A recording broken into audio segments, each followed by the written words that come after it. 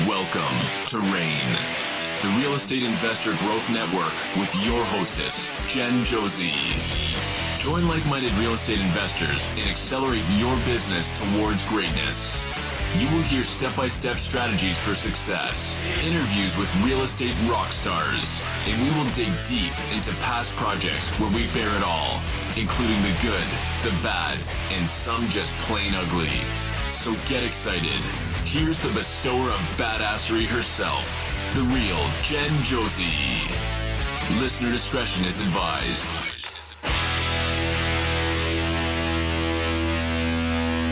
Hi, and welcome back. I'm Jen Josie, creator of RAIN, the Real Estate Investor Growth Network. Whoop, whoop. Today's episode is short and sweet, where I lay down some serious content with step-by-step strategies for success. But before we begin, here's today's Badassery Bestowment, my little badass gift to you. Today's topic is, when making offers, if you can't beat the price, then beat the terms. Typically, the offer price is the first thing the sellers will look at, but it's not the only thing. Terms can be a very important aspect of the decision-making for the seller. You can improve your terms by offering a shorter inspection period, increasing the due diligence or earnest money deposit, having a quicker closing date, and removing financial contingencies. A perfect example of this is the recent sale of our personal home. We did not choose the highest offer because there was an offer with better terms. Vance and I decided to sell our home at the peak of the market in the middle of 2021 when the inventory was so low.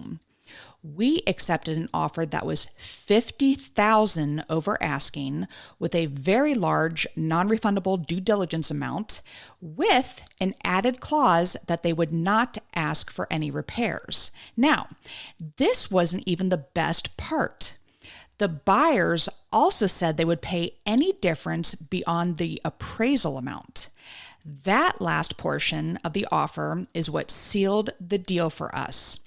Yes, we had other offers that were higher, but their terms did not include paying the offer price regardless of how the appraisal came back. So, if your offers keep getting shut down, try to improve your terms and watch your no's turn into hell yes. Now, on to today's episode of the Real Estate Investor Growth Network podcast. I will be reading one of my popular blogs, 5 Ways to Shift Your Mindset, where we will determine the differences of a fixed mindset versus a growth mindset. You can always read more of my blogs by visiting therealjenjosie.com. Growing up, I was raised to get an education, get a job, work my ass off, retire, and then die. Sounds ridiculous even as I speak those words, but it is so true. If you can relate to that first sentence and you are fine with that existence, this is not a podcast for you. If you are as appalled as I am to hear that, stick with me and let's work some magic. Fixed mindset versus growth mindset. First thing, you need to learn the difference between a fixed mindset and a growth mindset. Have you ever witnessed 2 people that are of equal talent and one is so much more successful than the other? The one that has tons of talent yet can't seem to take it anywhere has what we call a fixed mindset. People with a fixed mindset are limiting in their beliefs. They are afraid of challenges, they give up too easily, they are threatened by others' success, and they ignore feedback. The other person has a growth mindset.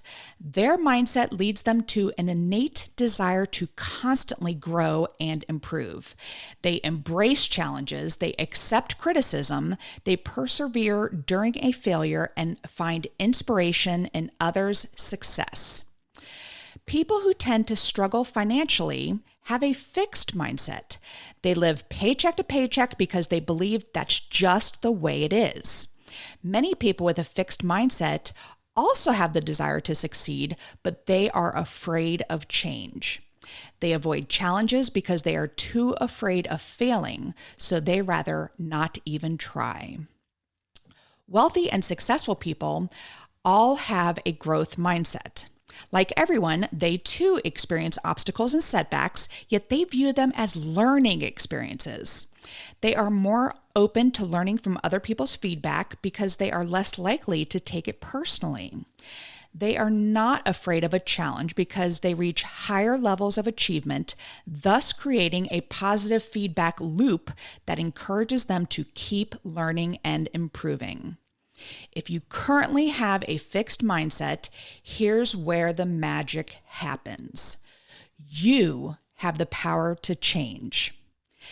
Here are 5 simple steps to shift your mindset. Number 1, rephrase your limiting beliefs.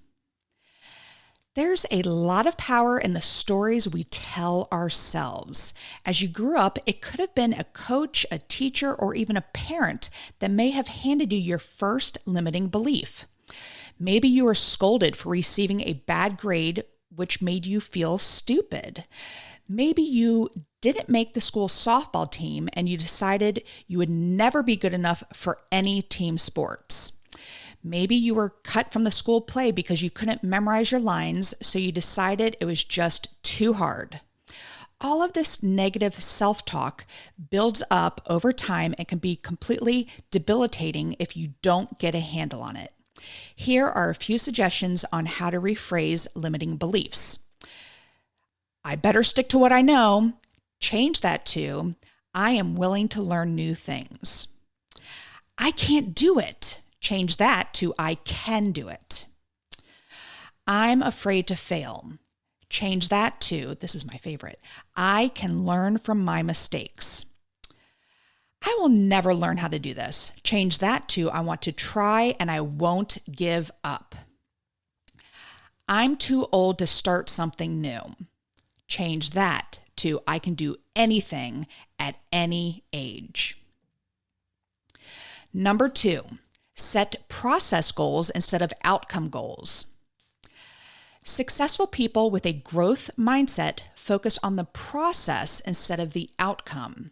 An example of an outcome goal would be, I want to lose 20 pounds in 12 weeks. Instead, give yourself some daily process goals that will contribute to losing weight. A process goal would be, I will exercise for 30 minutes a day. In your investment business, a goal may be to get more properties to flip. So instead of saying, I will flip 12 properties this year, say, I will evaluate 10 properties and submit 1 offer a week.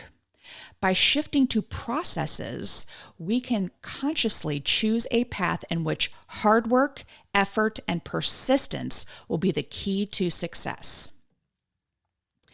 Number 3, invest in your education. You cannot switch from having a fixed mindset to having a growth mindset in just a day. It takes a lot of practice and hard work. People with a growth mindset never stop acquiring knowledge and continually invest in themselves. As stated previously, people with a fixed mindset can also have a desire to succeed. They just don't want to pay for it. When you make a financial investment in your education, you are going to value it even more. The wealthy and the successful understand the educational process never stops. Your education can be in the form of books, coaching, masterminds, online courses, and more. The key is to be consistent by spending a few hours each week educating yourself. Number 4, remove toxic people from your life.